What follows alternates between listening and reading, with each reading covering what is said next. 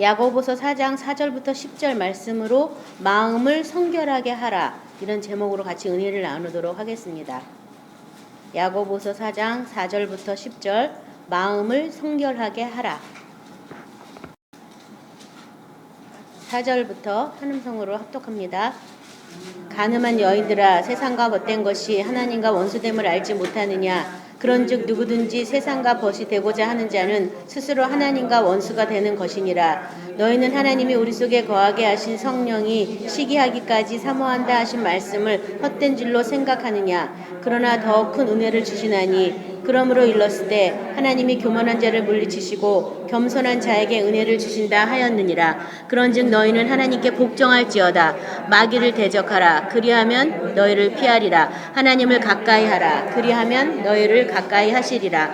죄인들아, 손을 깨끗하게 하라. 두 마음을 품은 자들아, 마음을 성결하게 하라. 슬퍼하며 애통하며 울지어다. 너희 웃음을 애통으로, 너희 즐거움을 근심으로 바꿀지어다. 주 앞에서 낮추라. 그리하면 주께서 너희를 높이시리라. 아멘. 이 말씀을 바탕으로 마음을 성결하게 하라라는 제목으로 같이 은혜를 나누도록 하겠습니다. 여기 4절에 보면 가늠한 여인들아, 세상과 벗된 것이 하나님과 원수됨을 알지 못하느냐. 가늠한 여인이라고는 여기 지금 나와 있지만 꼭 여인이라고 얘기할 건 아니고요. 이 가늠한 사람들을 다 얘기하는 거겠죠. 세상과 벗된 것이 하나님과 원수됨을 알지 못하느냐. 그런즉 누구든지 세상과 벗이 되고자 하는 자는 스스로 하나님과 원수가 되는 것이니라. 세상과 벗이 되고자 하면 스스로 어떻게 해요? 하나님과 원수가 되는 것이다. 그래서 세상과 벗하는 것이 무엇인지 우리 뒤에 살펴볼 건데요. 이사야 54장 5절은요. 이는 너희를 지으신 이가 내 남편이시라. 그의 이름은 만군의 여호와시며 내 구속자는 이스라엘의 거룩한 이시라. 그는 온 땅의 하나님이라 일컬음을 받으실 것이라. 에레미야 2장 2절은요. 가서 예루살렘의 귀에 외칠지니라. 여호와께서 이와 같이 말씀하시기를 내가 너를 위하여 내 청년 때의 인애와 내 신혼 때의 사랑을 기억하노니 곧 씨 뿌리지 못하는 땅 그 광야에서 나를 따랐음이니라. 여기 지금 하나님과 원수가 된다는 그 말이 세상과 벗이 되는 것을 얘기하는데요. 다른 말로 말하면 하나님의 그 사랑을 잃어버리고 하나님의 품을 떠나고자 하는 그것이 세상과 벗이 되는 것이다. 달리 또 말하자면 하나님이 우리의 남편이라고, 구약에서는 남편이라고 말하고 신약에서는 신랑이라고, 예수님을 우리에게 신랑으로 줬는데 그 신랑보다는 다른 것들을 내가 더 취하는 것에 더 몰두해 있다면 그것이 바로 세상과 벗된 것이다. 그렇다면 그는 스스로 하나님과 원수가 되는 것이다. 누가 그렇게 한가? 자기가 그렇게 결정했다는 것이죠. 스스로 그렇게 했다라고 얘기하고 있고요. 이 에레미야 2장 2절에 보면 내 청년 때 내가 너를 위하여 너의 청년의 때의 인애와 너의 신혼의 사랑을 기억한다. 그때가 어땠냐면 곧 씨 뿌리지 못하는 땅 그 광야에서 나를 따랐다. 그러니까 우리가 처음에 예수를 구주라고 믿고 뭔지는 모르지만 성령에 이끌려서 하나님을 아버지라고 부르면서 했던 그때 아직 씨도 뿌리지 못하는 우리가 황폐한 땅이었고 아직 사탄을 쫓아내거나 하지 않아서 생명수가 터져나오지 않은 광야 같았음에도 불구하고 그때도 어떻게 했냐면 하나님을 우리가 따랐거든요. 그때를 하나님은 기억하고 있는데 그때부터 아무것도 뭣도 모르면서도 하나님 아버지 앞에 나와서 하나님을 사랑했던 것을 기억하고 있는데 사람들이 좀 안다 하면서부터 이제 그것을 오히려 하나님은 그 사랑을 기억하는데 사람들은 그 사랑을 잊어버리고 이제 그것보다는 다른 차원의 것으로 이제 바꿔가지고 신랑으로 만족하는 게 아니라 뭔가 다른 것들을 자꾸 추구해서 세상과 겸하여 하나님을 섬기는 쪽으로 나간다는 거죠. 그렇다면 스스로 하나님과 뭐가 된다고요? 원수가 되는 것이다. 이렇게 얘기하고 있고요. 요한일서 2장 15, 17절은 다 아시는 말씀인데요.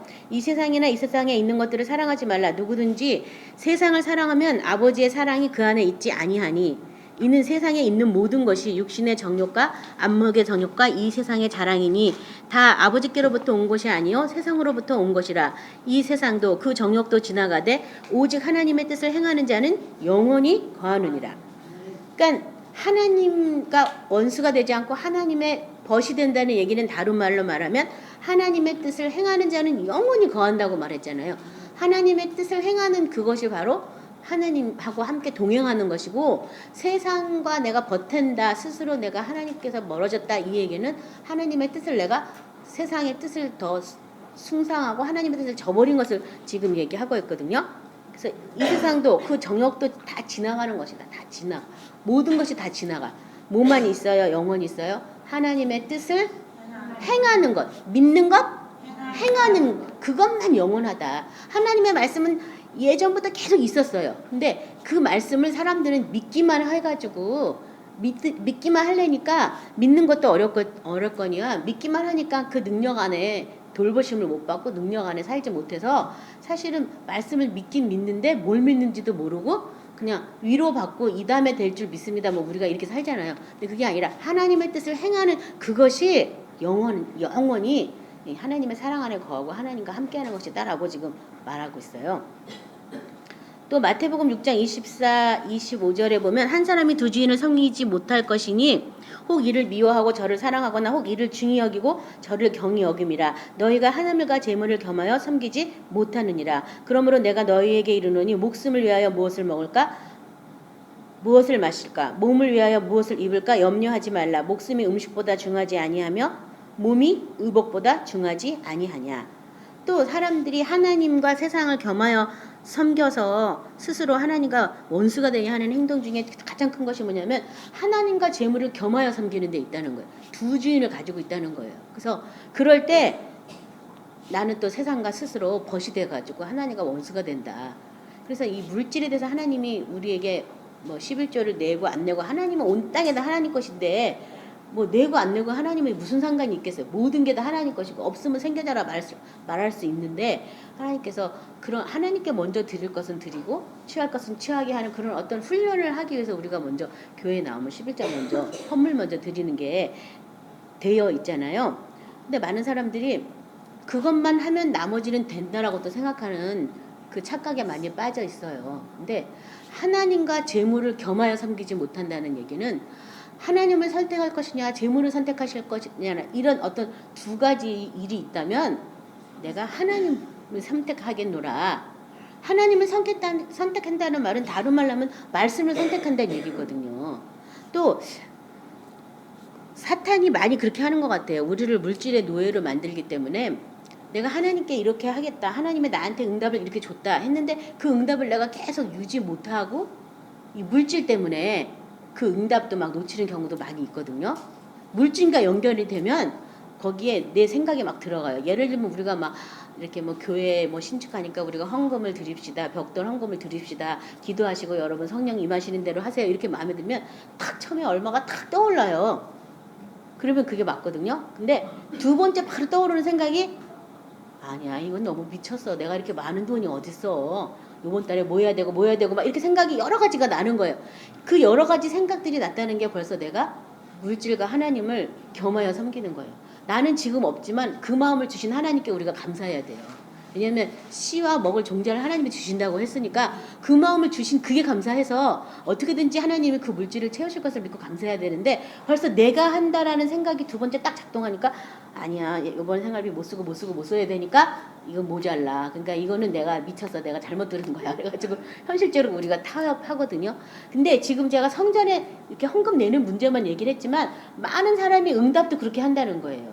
하나님이 주신 응답도 하나님이 이렇게 한다면 그렇게 하실 거니까 우리는 믿고 맡기고 감사하는 태도를 하면 되는데 그 응답도 내가 헤아리는 거예요.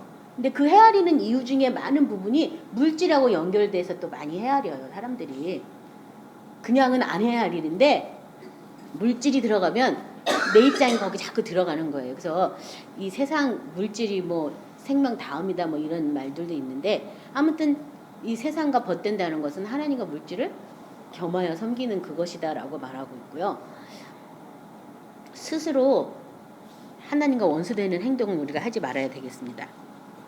자, 그것이 성경에서는 간음한 여인이다, 음란한 자다라고 얘기하는 거예요. 하나님 말씀이 예면 예, 아니면 아니다. 응? 응답이면 응답, 아니면 아니고 이렇게 해야 되는데 그래도 만약 그러면서 그걸 계속 우리가 이렇게 거기다 저것도 마찬가지예요. 하나님이 내가 너를 고쳤다 하면 고쳤다고 믿으면 되는데 시시각각에 또 아픔이 달라오면 혹시 또 뭘 해야 되는 거 아닌가? 그런 마음들이 다 뭐냐 하면 음란한 마음이라는 음란 두 마음. 그런 두 마음은 응답받을 수 없다라고 성경에 써 있죠. 그래서 그런 마음들을 우리가 잘 살펴서 나는 하나님 말씀밖에 몰라. 말씀이 그렇다면 그런 거야. 이렇게 마음을 잘 지키셔야 되겠는데 왜 그러느냐? 왜 그렇게 우리가 두 마음을 품게 되느냐? 우리 속에 우리가 아닌 또 다른 존재들이 있어서 우리를 하나님 말씀으로 사는 것에 의해서 방해를 받기 때문에 그래요. 그 다음 절 말씀 보겠습니다. 5절에 보면 너희는 하나님이 우리 속에 거하게 하신 성령이 시기하기까지 사모한다 하신 말씀을 헛된 줄로 생각하느냐. 우리 속에 거하시는 성령 이 시기하기까지 사모하신다 하신 말씀을 헛된 줄로 생각하느냐.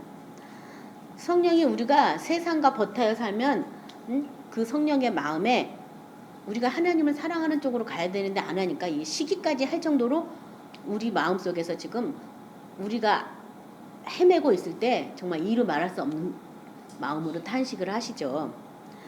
그래서 사람들이 많이 이런 얘기해요. 나는 주님의 뜻이 뭔지 모르겠다. 주님의 뜻이 뭔지 모르겠다는 것은 벌써 뭐냐면 미혹을 받고 있다. 그 얘기예요. 주님의 뜻이 뭔지 모를 이유가 뭐가 있어. 뜻이 다 성경에 이루어지고 나와 있는데. 성경 말씀에. 그리고 많은 사람들이 내 경우는 특수하다는 생각을 또 많이 해요. 그래서 이 말씀은 말씀이고 내 경우는 특수하니까 말씀 말고 뭐 다른 뭔가를 또 생각해가지고 다른 차원에서 하나님이 다뤄주실 것을 생각하는데 아까 뭐냐 하면 정욕과 이 세상은 다 지나가되 뭐만 계속된다고요? 말씀을 행하는 것만 계속된다. 영원하다라 그랬잖아요. 그러니까 말씀을 행하고 안 행한 거는 우리에게 주신 목이지 하나님이 너 이거 빨리 행해. 너 안 해. 너 안 하면 내가 너 뭐 지켜줘. 이렇게 강제적으로 하시는 건 아니라는 거죠. 우리가 지금 은혜의 시대에 살고 있기 때문에 행하고 안 행하는 건 저와 여러분에게 달렸어요. 다만 내가 행하고자 할 때 하나님은 계속 은혜를 더 부어주시는 것이고 내가 행하고자 하지 않는다면 하나님이라도 도와줄 수가 없어요. 그래서 그것을 우리가 잘 생각해야 되거든요. 에레미야 3장 14, 15절은요. 여호와의 말씀이니라 배역한 자식들아 돌아오라 나는 너의 남편임이라 내가 너희를 성읍에서 하나와 족속 중에서 둘을 택하여 너희를 시온으로 데려오겠고 내가 또 내 마음에 합한 목자들을 너희에게 주리니 그들이 지식과 명철로 너희를 양육하리라. 자, 우리를 시기하기 때문에 우리에게 지금 뭐 하라고 그러냐면 돌아오라고. 배역한 자식들아 돌아오라. 하나님께 돌아오라고 이렇게 말씀하고 있고요. 돌아온 다음에 그다음에 우리를 시온으로 데려갈 것이고 그다음에 양육할 것이다 라고 말하고 있어요. 그래서 먼저 어디서 돌아와야 되냐면 세상에서 돌아와야 돼요. 하나님과 재물을 섬긴 것에서 돌아와야 돼요. 돌아와야지 그 다음에 우리를 어디로 데려가요? 하나님의 산 시온으로 데려갈 것이고 그 시온에서 어린 양을 목자로 삼아서 우리가 하나님의 그 보좌에서 양육을 받게 돼 있거든요. 그러니까 돌아오는 게 먼저 돼야 되는데 계속 그렇게 마음이 나눠져 있다면 돌아올 수가 없잖아요. 그렇죠? 먼저 돌아오라고 얘기하고 있고요. 호세아 2장 19, 20절은 내가 내게 장가들어 영원히 살되 공의와 정의와 은총과 긍휼의 여김으로 내게 장가들며 진실함으로 내게 장가들리니 내가 여호와를 알리라. 우리에게 장가든다고까지 얘기하고 있고요. 고린도전서 6장 19절부터 20절은요. 너희 몸은 너희가 하나님께로 받은 바 너희 가운데 계신 성령의 전인지 알지 못하느냐. 너희는 너희 자신의 것이 아니라 값으로 산 것이 되었은즉 그런즉 너희 몸으로 하나님께 영광을 돌리라. 자 보면 너희 몸은 너희가 하나님께로 받은 바 너희 가운데 계신 성령의 전인지 알지 못하느냐. 이 몸의 주인은 누구예요? 성령이다. 성령이 주인이시다. 그러니까 이 몸을 우리가 사용함에 있어서 누구한테 자꾸 물어봐야 돼요. 성령님께 자꾸 물어봐야 되는데 내 것으로 알기 때문에 내가 내 맘대로 사용하는 것. 그것도 뭐냐면 세상과 겸하여 하나님을 섬기는 거랑 똑같아요. 이 세상에서는 이게 내 몸이 내 거잖아요. 그렇죠? 하나님 말씀에서는 내 몸이 내 게 아니라 누구 것? 주님의 것, 성령의 것이라고. 성령의 전이다. 주님의 것인데 성령의 전이다라고 얘기하고 있죠. 그래서 내 몸을 성령의 전으로 내가 잘 사용해야 돼요. 그래서 저희 교구에서 요새 성경 읽긴 하는데 오늘 출애굽기를 읽었어요. 근데 출애굽기에 성막을 짓는 여러 가지 그것들에 대해서 이제 자세하게 막 나오잖아요. 뭐는 어떻게 짓고 뭐는 어떻게 짓고. 그거 제가 계속 들으면서 거기 다 보면 자원하는 마음으로 물질을 갖다가 막 한 그물질을 갖고서 성막을 이렇게 짓는데 그냥 짓는 게 하나도 없고 다 치수대로 모양대로 다 하나님의 영감을 받아가지고 하나님이 지란 대로 그거를 막 졌어요. 그리고 그것도 아무렇게나 진 게 아니라 너무 막 세세하게 다 안내가 나왔거든요. 우리가 하나님의 살아계신 하나님의 성령의 전인데 성령의 전으로 우리가 살지 못하는 이유가 나도 하나님이 예수의 피로 그렇게 새로 지음을 받았는데 내가 그걸 모르는 거예요. 어떻게 지음 받았는지.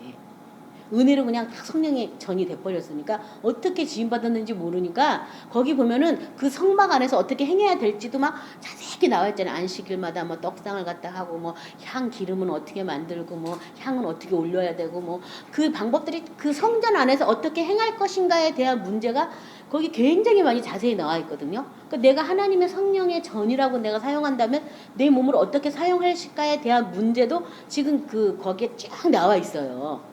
그렇게 내 몸을 자꾸 사용하고 들여지고 이렇게 해야 되는데 사실 우리는 말로는 성령의 전이라고 하죠. 나부터도 그래요. 성령의 전이라고 하는데 실제로 성령에 나타난 거 아무 상관없이 내 몸의 주인을 내가 주인 노릇을 하다 보니까 내가 하는 게 아니라 오히려 사탄에게 조롱을 당하고 핍박을 당하고 사탄에게 속아서 잘못 사용하는 경우가 훨씬 많은데 그것이 다 뭐냐면 간음한 여인이라고 세상과 벗된 여인이라고 말하고 있는 거예요. 그러니까 내 몸을 주님의 성령의 전으로 우리가 잘 사용해야 되겠어요. 그래서 숙제를 제가 미리 내릴 테니까 한 주 동안 계속 무슨 일만 생기면 내 몸은 살아계신 하나님의 성령의 전이다. 내 몸은 살아계신 하나님의 성령의 전이다. 이걸 해가지고 이기고 오시는 거예요. 그래서 다음 주에 나눌 겁니다. 그래서 계속 내 머리에, 내 몸에, 내 마음에 내 몸이 살아계신 하나님의 성령의 전이라는 게 막 차고 넘쳐서 누가 꾹 찔리면 살아계신 하나님의 성령의 전이야. 이렇게 나올 정도로 우리가 무장을 하고 있지 않는다면 그렇다면 하나님의 성령의 전으로 이렇게 행하는 건 할 수가 없잖아요. 그렇죠? 그래서 그것을 하도록 하겠습니다. 숙제를 제가 미리 내드렸어요. 고린도후서 6장 16절 하나님의 성전과 우상이 어찌 일치하리요 우리는 살아계신 하나님의 성전이라 이와 같이 하나님께서 이르시되 내가 그들 가운데 거하며 두루 행하여 나는 그들의 하나님이 되고 그들은 나의 백성이 되리라. 그래서 뭐 사탄이 나를 공격할 때 세상이 나를 공격할 때마다 난 살아계신 하나님의 성령의 전이야. 딱 이걸로 우리가 무장을 하셔가지고 사탄을 대적해야 되겠습니다. 그래서 이 성령이 시기하기까지 사모한다 하신 말을 헛된 줄로 생각하느냐 나오면서 6절에 그러나 더 큰 은혜를 주시나니 그러므로 일렀을 때 하나님이 교만한 자를 물리치시고 겸손한 자에게 은혜를 주신다 하였느니라. 시기하긴 하지만 그러나 더 큰 은혜를 줄 것이다. 더 큰 은혜. 근데 그 큰 은혜는 누가 받는다고 써있냐면 겸손한 자에게 은혜를 준다. 겸손한 자. 그 겸손한 자는 뒤에 보면 사탄을 물리치는 자라고 쓰여 있는데요. 일단 여기 더 큰 은혜에 대해서 이사야 54장 7절 8절은요. 내가 잠시 너를 버렸으나 큰 긍휼로 너를 모을 것이요 내가 넘치는 진노로 내 얼굴을 내게서 잠시 가렸으나 영원한 자비로 너를 긍휼히 여기리라. 내 구속자 야훼께서 말씀하셨느니라. 그래서 뭐냐면 더 큰 은혜는 영원한 자비다. 우리를 긍휼히 여기신 영원한 자비가 바로 그 크신 은혜고요. 마태복음은 더 정확하게 말씀하고 있는데요. 마태복음 13장 10절부터 12절에 제자들이 예수께 나와 이르시되 어찌하여 그들에게는 비유로 말씀하시나이까 대답하여 이르시되 천국의 비밀을 아는 것이 너희에게는 허락되었으나 그들에게는 아니 되었나니 무릇 있는 자는 받아 넉넉하게 되되 없는 자는 그 있는 것도 빼앗길 것이다. 그러니까 더 큰 은혜 어떤 은혜하면 천국의 비밀을 아는 은혜. 그 은혜를 누구한테 준다고요? 겸손한 자에게 천국의 비밀을 아는 것.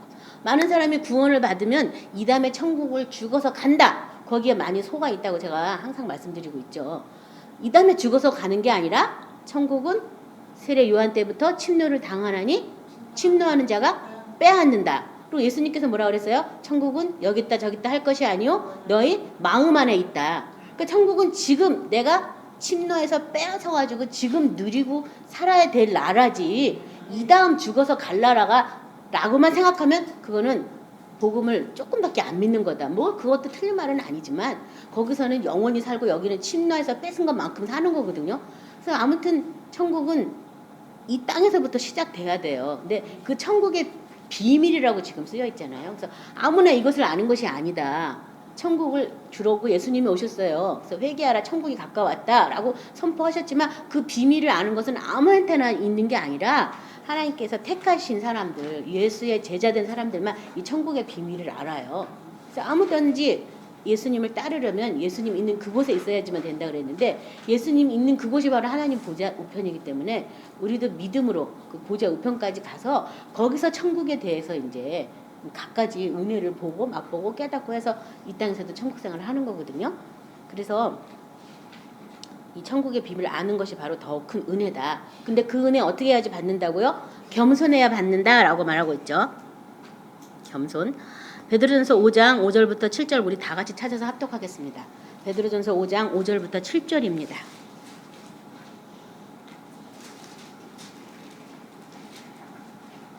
같이 합독합니다.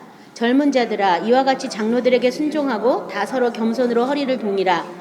하나님은 교만한 자를 대적하시되 겸손한 자들에게는 은혜를 주시느니라. 그러므로 하나님의 능하신 손 아래에서 겸손하라. 때가 되면 너희를 높이시리라. 너의 염려를 다 주께 맡기라. 이는 그가 너희를 돌보심이라. 여기도 보면 교만한 자를 대적하시고 겸손한 자에게 은혜를 준다라고 얘기하면서 그러므로 겸손함으로 하나님의 능하신 손 아래서 겸손하라라고 말하고 있어요. 어디서 겸손하라고요? 하나님의 능하신 손 아래서. 내가 뭐 하려고 그러지 말고 내가 뭘 이루려고 그러지 말고 내가 무슨 일을 도모하고 경영하려고 하지 말고 어디서? 하나님의 능하신 손 안에서 겸손하라. 그러니까 내가 뭐 한다는 그게 다 뭐예요? 교만. 그게 다 뭐예요? 음란. 그것이 다 스스로 하나님과 원수가 되는 거예요. 내가 뭐 하려는 거. 내가 뭐 하려는 걸 할 생각을 하지 마세요. 내가 한다는 건 맨날 죄 짓는 것밖에 없거든요. 내가 하는 생각이 굉장히 근사해 보이는데 그 생각을 쫓아가면 물질을 쫓아가는 것이고 사탄과 짝하여 사망을 쫓아가는 거예요. 그러니까 나는 예수와 함께 못 박아 죽었으니까 나는 아무것도 못하고 주님께서 하시는 그대로 나는 순종하겠다. 그 마음을 가지면 마음에 욕심이 다 없어지면 응답이 보여요. 근데 내가 하려고 그러면 길이 여러 가지거든요. 동으로 갈 수 있고 서로 갈 수 있고 남으로 가서 북으로 갈 수 있고 내가 하려면 길이 여러 가니까 헷갈리니까 그때부터 이렇게 할까 저렇게 할까 막 복잡하잖아요. 그렇죠? 그러면 하나님이 주신 말씀을 놓쳐요. 그러니까 하나님의 능하신 손 안에서 겸손하시기 바랍니다. 근데 내가 하려고 하는 그 이유는 염려하기 때문이다. 7절에 너희 염려를 다 주께 맡기라. 이는 그가 너희를 돌보심이라. 염려하기 때문에 내가 하려고 그러는 거예요. 혹시 하나님이 안 들어주시면 어떡하지? 막 이런 의심부터 시작해가지고 염려하니까. 근데 염려를 어떻게 하라고요? 맡기라고. 난 뭔지 모르지만 하나님께 다 맡깁니다. 내 염려를 다 맡긴다. 살든지 죽든지 뭐 흥하든지 망하든지 하나님 난 뜻 안에 있습니다. 하나님께서 돌봐주신 걸 믿습니다. 이러고서 딱 그 염려를 놔버려야지 내가 염려하는 순간 바로 사탄이 미혹이 들어오기 시작해요. 그래서 이렇게 해라 저렇게 해라 저렇게 해라 막 여러 가지 길들이 자꾸 이렇게 나오게 되거든요. 절대 염려를 하시지 마시기 바랍니다. 염려는 사탄이 주는 불화살이에요. 두려움도 불화살이지만 염려도 불화살이에요. 염려하시지 말고 하나님이 우리를 돌보신 그 돌보심 안에 때가 되면 하나님이 우리를 높이실 거니까 나 스스로 문제를 해결해서 어떤 문제보다 높으신 주님을 볼 기회를 놓치고 내가 해결한다고 해봐야 그거 별것도 아니에요. 그러니까 그런 것들은 다 맡기시기 바랍니다. 욥기서 22장 29절은요. 사람들이 너를 낮추거든 너는 교만했었노라고 말하라. 하나님은 겸손한 자를 구원하시리라. 사람들이 와서 낮추는 거야 우리를. 비방하고 헛들고 욕하고 그럴 때 아니야 이렇게 할 게 아니라 그래 나 교만했다 이렇게 하라는 거야. 왜냐하면 하나님은 겸손한 자를 구원하기 때문에. 그래서 아니라고 굳이 할 거 없어요. 내가 살아있는 그 부분을 사탄은 직접 와서 못 찌르니까 사람들을 동원해서 날 찌르거든요. 그러니까 아 내가 이 부분이 살아 있었구나. 그래 내가 이 부분 이만큼 나 교만했어. 그래 인정할게 뭐 이렇게 하라고. 하나님은 겸손한 자를 구원하신다고. 아주 오래된 얘기인데요. 저희 밑에 있는 제가 지역장이고 밑에 있는 구역장님이 하루는 저한테 와가지고 자기 이제 알았대. 지역장님은 사랑이 하나도 없대. 그래서 제가 큰 충격을 받으면서 그래 나 사랑이 없어 미안해. 그랬어요. 그 사람한테 내가 사랑이 없으니까 구역장님이 날 위해서 좀 기도해줘. 사랑이 있게 해달라고. 그러니까 이분은 내가 화를 낼 줄 알았거든요. 근데 화를 안 내고 내가 그래 나 사랑이 없어 맞아 이러니까 오히려 자기가 더 뻥쳐가지고 그리고 제가 기도 부탁까지 했거든요. 그걸 당신이 봤으면 날 위해서 기도하시오 이러니까 아무 소리 않고 가더라고요. 근데 사실 그 사람의 그 지적에 제가 순간 당황했지만 그래, 내가 사랑 없는 거 맞지. 나한테 사랑 없거든요. 주님의 사랑을 우리가 공급받아서 사랑하는 거지. 나한테 사랑 없어요. 주님의 사랑 안에서 내가 주는 대로 받아서 전달하는 나는 통로, 전달자지. 나한테 없는 사랑을 내가 어떻게 해? 누가 나를 핍박하는데 내가 어떻게 사랑해? 주님의 마음이 와서 그 사람을 긍휼히 여기게 하고 그 사람의 그 나를 핍박하는 이유를 보게 하시면야 내가 사랑할 수 있지만 내가 하나님도 아닌데 나를 막 핍박하고 미워하는데 사랑합니다 사랑합니다 그거 내 사랑으로는 할 수 없어요. 그거는요. 하나님 사랑이 와야 하는 거 맞거든요. 그러니까 누가 나한테 너 교만하다 그러면 아, 네, 나 교만합니다. 이렇게 하라는 거예요. 나 아니야 막 그러고 핑계 댈 거 없다는 거예요. 그러면 하나님은 겸손한 자를 어떻게 한다고요? 도리어 높이신다고. 그래서 이 겸손한 자에게 큰 은혜를 받기 위해서 그런즉 뭐하라고 되어 있어요? 7절에 그런즉 너희는 하나님께 복종할지어다. 마귀를 대적하라. 그리하면 너희를 피하리라. 그러니까 겸손하다는 것은 하나님께 뭐 하는 거예요? 복종하는 것이에요. 하나님께 복종하는 게 겸손한 거예요. 그러니까 많이 복종한 사람들은 많이 겸손해진 것이고 복종하지 못한 사람은 겸손하지 못한 거죠. 자, 이 복종이란 말을 우리가 잘 생각해야겠어요. 여기 지금 순종할지어다 이렇게 안 하고 어떻게 하라고요? 복종. 이 순종이라는 것은 어디까지 할 수 있냐면 생각과 마음까지 순종할 수 있어요. 이 복종이라는 것은 몸까지도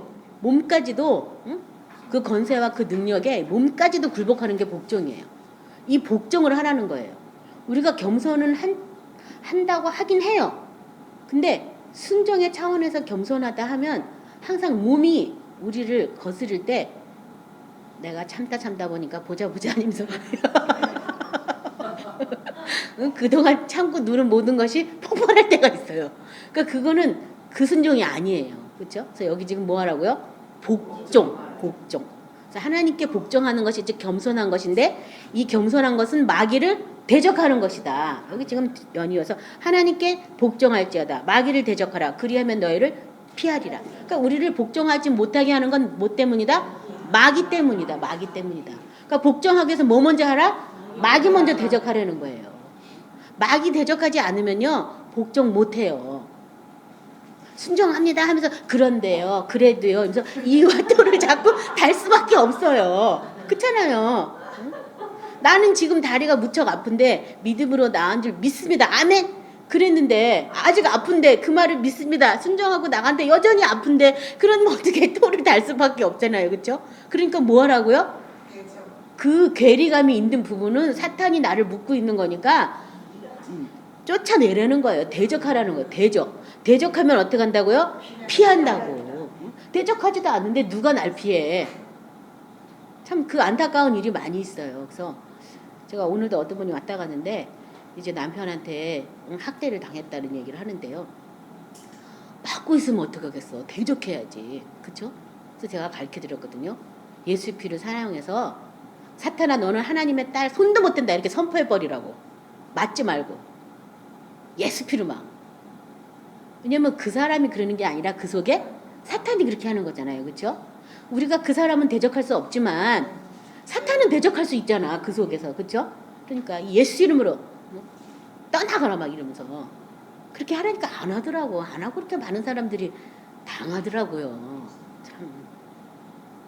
그러니까 이게 구분을 못하는 거야. 그 사람이 하는 건지 사탄이 하는 건지 구분을 못하니까 대적을 안 하는 거야. 그 사람이 나를 그렇게 한 거야. 근데 우리가 그거를 잘 구분하셔야지 돼요. 사탄이 그렇게 하는 거예요. 죽이고 멸망시키는 건 다 누가 하는 것? 사탄이 하는 거예요. 전 이번에 뭐 이렇게 중독발 바이러스 질환이 와가지고 바이러스 질환에서 온 나라와 민족이 우리 막 금식 가서 기도도 많이 했는데 나는 그런 말 들을 때 제일 속상해. 뭐냐면 하나님이 경고하기 위해서 마치 병을 보낸 것처럼 얘기하는 분들이 있더라고요. 예배에 와가지고 우리 깨어서 기도하라고 이 병이 왔다는 거야. 참네. 그럼 예수 안 믿는 사람은 그 얘기를 들었을 때 그래서 죽은 사람은 뭐가 되냐고요. 그 사람이 예수도 안 믿는데 왜 경고를 받아가지고 더 죽었어. 근데 이걸 우리가 생각해야 돼요. 하나님은 우리의 모든 죄악을 예수님께 담당시키셨어요. 우리의 모든 연약도 그에게 담당시키셨어요. 담당하신 분이 있거든요. 근데 우리가 뭐를 좀 안 깨달았다고 우리가 무슨 뭐 잘못된 짓을 했다고 하나님이 만약에 벌 주시기로 작정을 했다면 경고하시기로 작정을 했다면 이 세상에 남아 있을 사람은 한 명도 없어요. 근데 예수님 안에서 모든 죄를 다 사하시고 용서하시고 우리 죄를 기억도 하지 않기 때문에 이사야에서 보면 너는 나로 네 죄가 뭔지 기억나게 하라 막 이런 성경 구절이 있잖아요. 그렇죠? 그래서 하나님은 죄를 지금 묻지 않고 마지막 날에 심판할 거거든요. 지금 하나님이 척하고 그렇게 많은 사람들한테 와서 병을 전파하고 죽이게 하는 건 전부 뭐예요? 사탄의 짓이에요. 죽이고 멸망시키는 거는. 그걸 잊어버리면 안 돼요. 근데 그런 영적인 것에 깊은 이 사탄의 세계를 잘 알지 못하니까 말을 막 섞어 쓰는 거야. 그냥 하나님이 줬대. 그래서 내가 그럼 뭐 우리는 하나님은 줘서 아프게 하고 경고로 사람들은 그래서 백신주사 만들어서 고치면 이게 뭐냐고 사람들이 더 나은 거예요. 뭐예요 그건. 근데 솔직히 말이 안 되잖아요. 그래서 영적인 우리가 분별을 잘 하셔서 말을 그 넓은 의미에는 뭐 그 말도 틀린 말은 아니겠지만 말을 우리가 잘 가려서 사용해야 되겠어요. 아무튼 이렇게 마귀를 대적하시기 바랍니다. 베드로전서 5장 8절부터 10절이요. 근신하라 깨어라 너희 대적 마귀가 우는 사자같이 두루다니며 삼킬 자를 찾나니 너희는 믿음을 굳건하게 하여 그를 대적하라. 이는 세상에 있는 너희 형제들도 동일한 고난을 당하는 줄을 알미라. 모든 은혜의 하나님 곧 그리스도 안에서 너희를 부르사 자기의 영원한 영광에 들어가게 하시니가 잠깐 고난 당한 너희를 친히 온전하게 하시며 굳건하게 하시며 강하게 하시며 털을 견고하게 하시리라. 이 베드로전서 5장 8절 10절에 보면 근신하라 깨어라 너희 대적 마귀가 우는 사자같이 두루다니며 삼킬 자를 찾는다. 여기 보면 우는 사자같이 두루다니며 삼킬 자를 찾는다. 우는 사자같이 마귀가 소리만 심하고 공갈 협박만 하는 거지 사실은 우리를 해할 권세가 없어요. 우리 예수님 안에 있다는 걸 믿는다면 해야 할 권세가 없는데 내가 그 두려움을 받아들였기 때문에 그 두려움이 결국 사망으로 가는 거거든요. 그래서 오히려 뭐 하라냐면 그를 대적하라고 말하고 있고요. 그 다음에 이 대적을 하면서 10절에 연이어서 모든 은혜의 하나님이 그리스도 안에서 너희를 부르사 자기의 영원한 영광에 들어가게 하시니가 잠깐 고난을 당한 너희를 친히 온전케 하게 하시며 굳건하게 하시며 강하게 하시며 털을 견고케 하실 것이다. 그래서 자기의 영원한 영광에 들어가게 하신 그 하나님이 잠깐 고난을 당한다. 그러니까 잠깐 고난 당하는 게 뭐냐 하면 마귀를 대적하는 일을 잠깐 놔두는 거예요. 왜냐하면 예수님도 그렇게 하셨거든요. 뒤에 우리 말씀 보도록 하고요. 예배소서 4장 26, 27절에 보면 분을 내어도 죄를 짓지 말며 해가 짓도록 분을 품지 말고 마귀에게 틈을 주지 말라. 자, 분을 내는 것도 뭐 하는 거라고요? 마귀에게 틈을 주는 것이다. 그래서 해가 지고 그 다음날까지 넘기지 말고 그날 다 풀어라라고 되어 있어요. 분을 안 댈 수는 없어요. 사람인데 응? 발톱 확 지켜봐. 아픈데 하하하 괜찮아 이런 사람 어디 있어? 성질 확 내지. 근데 그거를 막 품고 있지 말고 그날 다 풀으라고. 마귀가 틈탄다고. 예배소서 6장 11절은 마귀의 관계를 능히 대적하기 위하여 하나님의 전신갑주를 입으라. 마귀의 계계를 능히 대적하기 위해서 하나님의 전신갑주를 입어라. 마태복음 4장 1장 2절에 보면요. 그때 예수께서 성령에게 이끌려 마귀에게 시험을 받으러 광야로 가사 40일을 밤낮으로 금식한 후에 줄이신지라. 왜냐면 예수님도 성령 세례 받자마자 뭐 했어요? 성령한테 이끌려 뭐 하러 갔어요? 마귀에게 시험 받으러 나가셨다고. 성령에게 이끌려서. 자, 우리가 아까 잠깐 고난받는 우리라고 그랬잖아요. 이 고난은 십자가에 못 박아 죽기 위한 고난인데 그 고난을 받을 때 사탄의 공격이 있어요. 예수님도 지금 육신의 적용, 안목의 적용, 이생의 적용 다 말씀으로 물리치셨잖아요. 그렇죠? 그처럼 우리도 말씀으로 그런 것들을 물리쳐야 될 일이 있거든요. 그래서 마귀를 대적해야 된다. 대적해야지 그걸 덥석덥석 받아가지고 그걸 막 받아들이면 세상과 내가 스스로 벗이 되고 하나님과 원수가 된다는 거예요. 그럴 때. 그래서 지금 그렇게 말하고 있고요. 이 마귀에 대해서 계시록 20장 2절은 용을 잡으니 곧 옛 뱀이요 마귀요 사탄이라 잡아서 1000년 동안 결박하니. 그래서 마귀가 이름이 바다에서는 용, 에덴 동산에서는 뱀, 또 뭐 다른 말로는 사탄이라기도 하고 뭐 아블론이라도 여러 가지 이름들이 있어요. 근데 특별히 이 마귀는 미혹하는 자라고 쓰여 있어요. 예수님 앞에 와서도 계속 정확하게 말씀을 모르면 당할 수밖에 없이 성경 말씀 인용해서 예수님 네가 하나님의 아들이거든 뛰어내려라 뭐 이렇게 자꾸 거짓말 시켰거든요. 뭐냐면 네가 하나님의 아들이거든 뭐 해라. 그러니까 내가 살아있게 만드는 거죠. 네가 하나님의 아들이거든 증명해라. 너를 증명해라 뭐 이렇게. 계속 말씀으로 이기셨잖아요. 마찬가지 우리에게 들어오는 미혹도 그런 식으로 들어요. 네가 믿는다면 이렇게 해라. 네가 믿는다면 어쩌라. 뭐 이런 식으로. 근데 거기에 절대 걸려 넘어가면 안 되는 거예요. 내가 뭘 할 수 있는 건 나는 주를 바라는 것밖에 할 거 없다. 나는 하나님의 말씀의 뜻을 행하고 그 안에 복종하러 왔다. 이것만 하시면 사탄은 떠나가게 돼 있어요. 근데 그걸 안 하면 네가 뭐면 이렇게 해라 저렇게 해라. 그거 전부 사탄한테 뭐 하는 거냐면 나를 살려두기 위해서 사탄이 거짓말하는 것이에요. 이사야 27장 1절은 그날에 야훼께서 그의 견고하고 크고 강한 칼로 날렘 뱀 리오 야단과 꼬부란 뱀 리오 야단을 벌하시며 바다에 있는 용을 죽이시리라. 그래서 이 그날에 그 날이 뭐냐 하면 우리를 포도원에 뒀을 그 날, 그 다음 절에 이제 이를 다 벌할 것이라는 얘기가 나와 있거든요. 그러니까 아직은 이 사탄이 이 세상에 왕 노릇을 하고 있어요. 세상 임금 노릇을 하고 있어요. 믿는 사람이 믿는 것만큼 쫓아낸 경우에만 사탄이 거기 와서 와서 이렇게 묵지 못하고 주인 노릇 못할 뿐이지 나머지 온 세상은 전부 악한 자한테 처해 있다라고 성경에서 말한 것처럼 온 세상의 주인은 다 뭐냐면 사탄이라는 거죠. 그래서 모든 문화, 환경, 모든 것이 다 사탄이 주인 노릇해요. 그 사탄이 무슨 뭐 동성애 법도 이렇게 어떤 세계 강국의 어떤 침을로 막 안 하면 안 되게끔 만들어가지고 들어왔다면 또 더 딴 걸로 또 이렇게 병도 갖고 들어와가지고 사람들 막 죽여가면서 마치 하나님이 이렇게 벌 준 것처럼 해갖고 사람들 마음속에 하나님을 두려워서 믿긴 믿어. 근데 벌 안 받으려고 억지로 믿게 만들고 또 아니면 이런 하나님은 나 안 믿어. 막 이렇게 만들려고 그 이면에는 이렇게 질병이까지도 갖고 들어온 거다. 이렇게 여러분이 생각하시면 되겠어요. 그러니까 그런 것들은 어떻게 하라고요? 대적하라고 되어 있어요. 네, 대적하시기 바랍니다. 8절 하나님을 가까이 하라. 그리하면 너희를 가까이 하시리라. 죄인들아 손을 깨끗이 하라. 두 마음을 품은 자들아 마음을 성결하게 하라. 그래서 제가 오늘 제목을 마음을 성결하게 하라 이렇게 했는데요. 하나님을 가까이 하라. 그러면 가까이 하신다. 내가 먼저 어떻게 해야 돼요? 가까이 해야지 하나님 우리와 가까이 하신다고 말씀하셨고요. 그 다음에 손을 깨끗하게 해라. 두 마음은 품은 자들아 마음을 성결하게 하라. 이 가까이 하기 위해서 먼저 손을 깨끗하게 하고 그 다음에 두 마음 품은 것에서 마음을 성결하게 하는 일을 먼저 하라고 지금 말씀하고 있어요. 역대하 15장 2절은요. 그가 나가서 아사를 맞아 이르되 아사와 및 유다와 베냐민의 무리들아 내 말을 들으라. 너희가 야훼와 함께하면 야훼께서 너희와 함께 하실지라. 너희가 만일 그를 찾으면 그가 너희를 만나게 되시려니와 너희가 만일 그를 버리면 그도 너희를 버리시리라. 그래서 뭐라고 되었냐면 함께하면 야훼께서 너희와 함께 하시고 너희가 그를 찾으면 그가 너희를 먼저 만나게 될 것이다. 그러니까 내가 먼저 하면 하나님이 함께 하신다는 거죠. 그렇죠? 에레미야 애가 3장 57절은 내가 주께 아랫날에 주께서 내게 가까이 하사 이르시되 두려워하지 말라 하셨나이다. 또 내가 주께 아랫날 주께서 나와 가까이 하신다. 다른 말로 말하면 내가 기도한 날 주께서 나와 함께 하신다라고 또 말씀하고 있고요.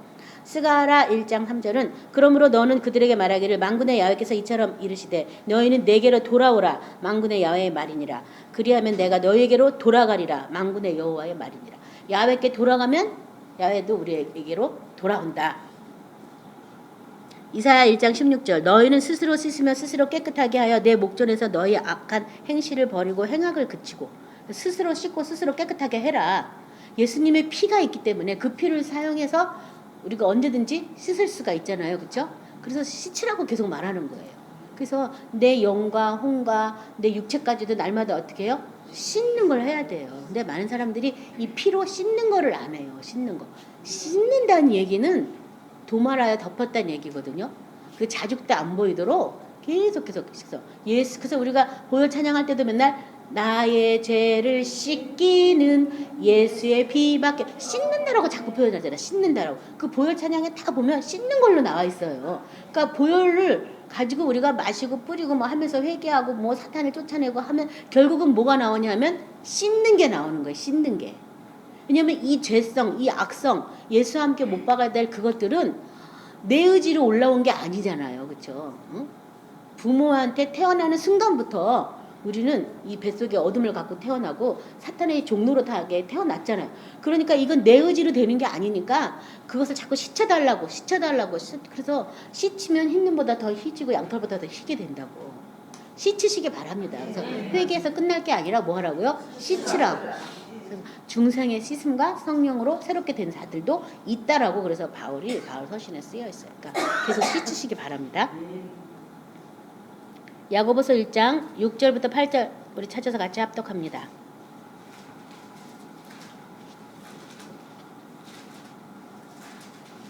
오직 믿음으로 구하고 조금도 의심하지 말라. 의심하는 자는 마치 바람에 밀려 요동하는 바닷물결 같으니 이런 사람은 무엇이든지 주께 얻기를 생각하지 말라. 두 마음을 품어 모든 일에 정함이 없는 자로다. 그래서 이 마음의 성결을 위해서는 먼저 두 마음을 품지 말아야 되겠다. 두 마음.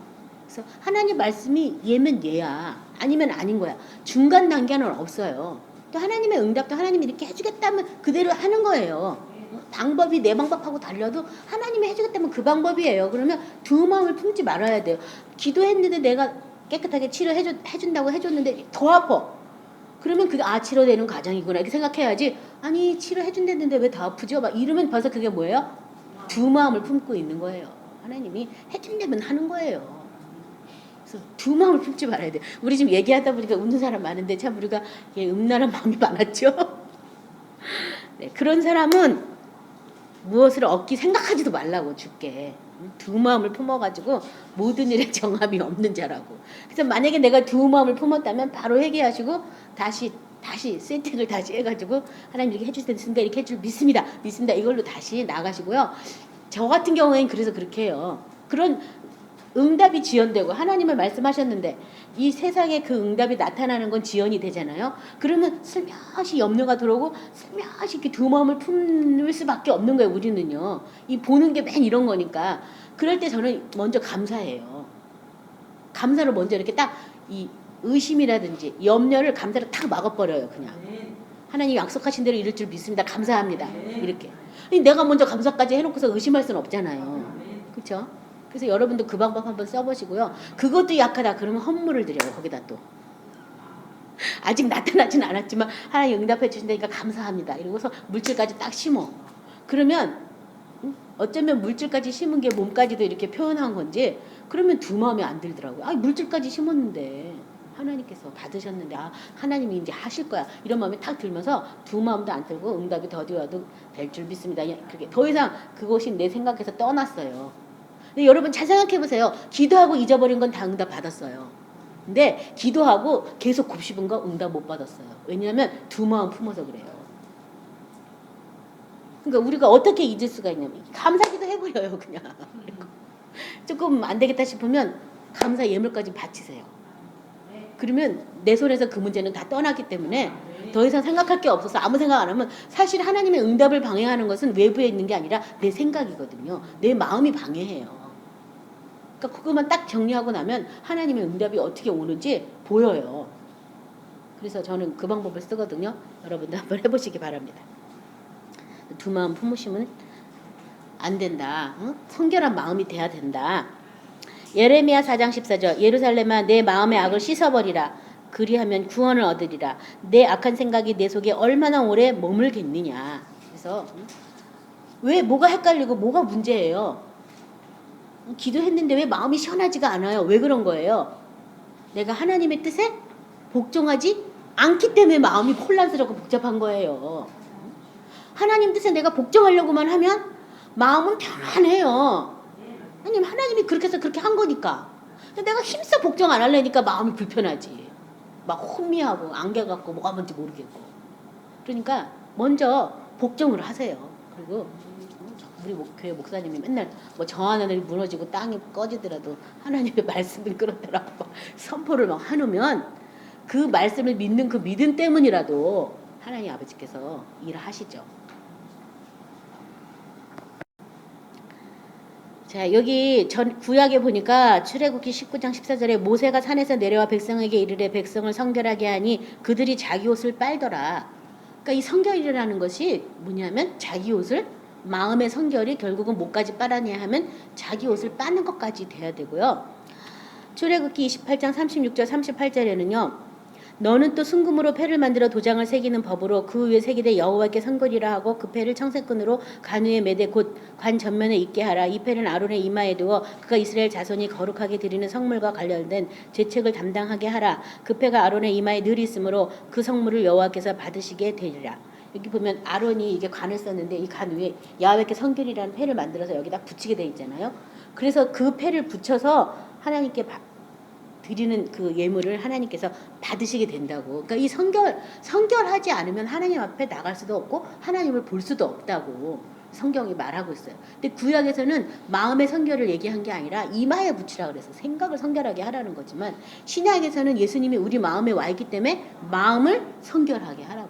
그래서 복이 어디 있어요? 마음에 있다는 거예요. 외부에 있는 게 아니라 복이 마음에 있다는 거예요. 그래서 내 마음이 어떤 상태냐에 따라 복이 달라진다. 왜냐하면 예수님이 어떻게 하냐면 내 안에 와 계시기 때문에. 요한복음 11장 55절에도 유대인의 유월절이 가까우면 많은 사람이 자기를 성결하게 하기 위하여 유월절 전에 시골에서 예루살렘으로 올라갔더니, 그래서 이 구약의 예식을 위해서라도 자기 성결을 위해서 이렇게 유월절 예식에 나갔다라고 쓰여 있잖아요. 그렇다면 우리도 우리의 성결을 위해서 어떻게 해야 돼요? 우리의 대제사장이신 예수님께 나가야 돼서 히브리서에 보면 우리의 한 대제사장이 있는데 그 대제사장으로부터 마음의 뿌림을 받아서 양심의 악을 깨닫고 몸을 맑은 물로 씻은 다음에 온전한 믿음으로 하나님께 나아가자, 이런 구절이 있거든요. 그러니까 양심의 악을 깨닫고 몸을 맑은 물로 씻고 하나님께 나가는 그런 과정이 있어서 야훼께 성결할 때 야훼도 하나님도 우리를 만나주시지. 출애굽기도 보면 우리가 출애굽할 때 그 이스라엘 사람들이 청결하지 않으면 내가 도리어 내려가서 니네를 칠까 두려워한다, 이런 구절이 있거든요. 그러니까 내가 성결해야 하나님의 성결의 전이 될 수 있고 성령과 함께 동행할 수 있는 것이지, 그렇지 않으면 성령이 이미 왔음에도 불구하고 성령이 나타날 수가 없는 거죠. 우리가 성결한 삶을 살지 않는다면. 그래서 마음을 어떻게 하라고요? 성결하게 하라. 뭐예요? 명령이에요. 명령. 그래서 두 마음을 품을 때마다 얼렁얼렁 회개하고 돌이키시고, 이 두 마음을 품게 한 건 내가 아니라 내 속에 죄, 사탄, 미혹이니까 떠나가라고 우리가 기도하셔야 되겠어요. 로마서 1장 4절에는 성결의 영으로는 죽은 자 가운데서 부활하사 능력으로 하나님의 아들로 선포되셨으니 곧 우리 주 예수 그리스도시니라.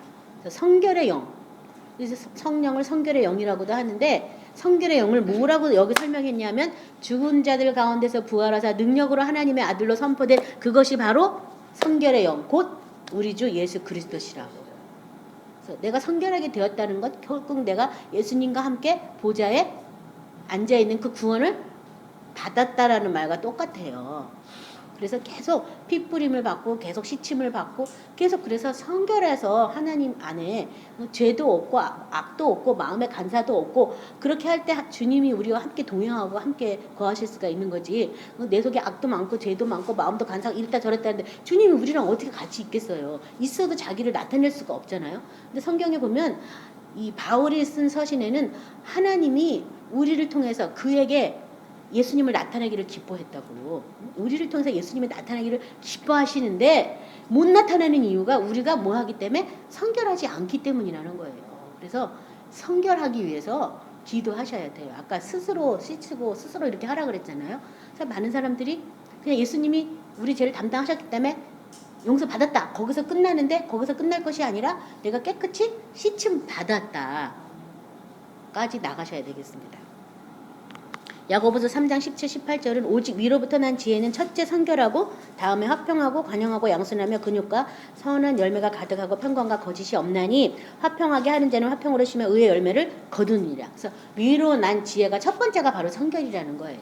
그래서 하나님의 지혜를 구했다면 성결이에요. 두 마음을 품어서는 안 되겠어요. 마지막에 9장 9절 10절 슬퍼하며 애통하며 울지어다 너희 웃음을 애통으로 너희 즐거움을 근심으로 바꿀지어다. 마태복음 5장 4절에 애통하는 자는 복이 있나니 그들이 위로를 받을 것이며. 그래서 슬퍼하며 애통하며 울지어다. 왜 슬퍼하며 애통하면서 우는 거예요? 내 마음에 음란한 마음 때문에, 세상과 벗대려고 했던 그 마음 때문에 슬퍼하며 애통하며 울라는 거예요. 하나님을 푸는 성결한 마음이 돼야 되는데 그러지 못한 것에 대해서. 그렇다면 그 애통으로 너희 즐거움을 근심으로 바꿔라, 이렇게 얘기하고 있고요. 10절에 주 앞에서 낮추라 그리하면 주께서 너희를 높이시리라. 이사야 57장 14절에서 16절 우리 같이 찾아서 합독하겠습니다. 주 앞에서 낮추라. 그리하면 주께서 너희를 높이시리라.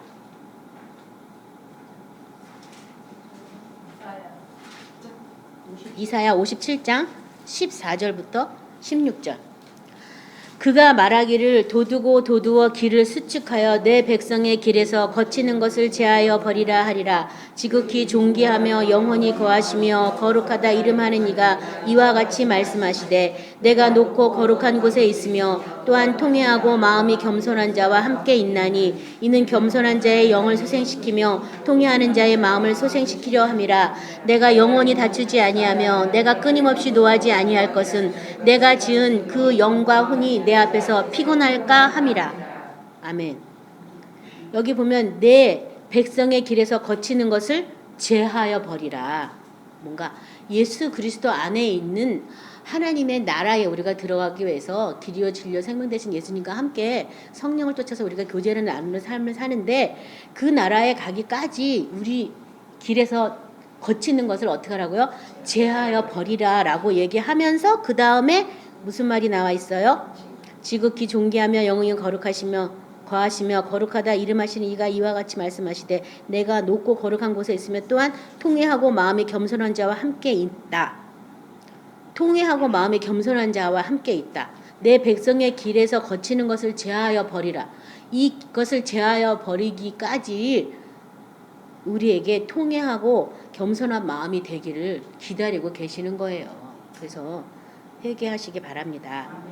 그런데 그 길을 우리가 걸어감에 있어도 영원히 다투지 아니고 끊임없이 노하지 아니할 것은 우리의 영과 혼이 하나님 앞에서 피곤할까 봐가 그렇게는 많이 하지는 않고 예수님이 이미 다 담당하셨기 때문에 우리는 조금 맛만 볼 정도로 사탄의 괴계를 알아서 사탄을 대적할 수 있을 정도로 그 정도만 그 고난의 길을 걷게 하셔서 이 잘못된 것들을 다 이렇게 골라내도록 제하여 버리도록 해주신다는 거예요. 그래서 그런 것을 제하여 버릴 때 통회하고 회개하시기 바랍니다. 마지막 말씀으로 마태복음 23장 12절에요. 누구든지 자기를 높이는 자는 낮아지고 누구든지 자기를 낮추는 자는 높아지리라. 자, 이것은 사람 앞에서 높이고 낮추는 게 아니라 하나님 앞에서 자기를 낮추고 낮추는 것을 얘기해요. 그래서 내가 할 수 있는 여러 가지 방법들이 다 있지만 하나님 그분께 맡기고 그분이 행하시는 그 일을 쫓아서 내가 순종하겠나이다. 내가 뭐 여러 가지 다 알 수 있지만 하나님의 때를 따라 그 일이 이루어지기를 원합니다. 나는 어떤 방법도 할 수 없기 때문에 나는 다만 주의 말씀을 행할 뿐입니다. 그런 겸손한 마음일 때 하나님께서 함께 하신다고 말씀하고 있어요. 그래서 우리 자신들을 생각해 볼 때 내가 정말 스스로 하나님과 원수되는 그런 가늠하는 그런 마음이 아니었나. 하나님 말씀을 두고 응답을 받고도 이러쿵저러쿵 마음으로 계속 이렇게 두 마음을 품었다면 성결한 마음이 되게 해달라고 기도하시고요. 그 성결한 마음을 방해하는 것들은 우리 속에 거하는 뭐예요? 사탄이라는 사탄. 사탄이 왜? 염려 때문에. 하나님과 재물을 겸하여 섬기게 하려고. 그래서 우리에게 두 마음을 계속 주는 거니까 그것들은 어떻게 하라고요?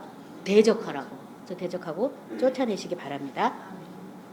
오늘 말씀을 생각하시면서 다 같이 기도하겠습니다.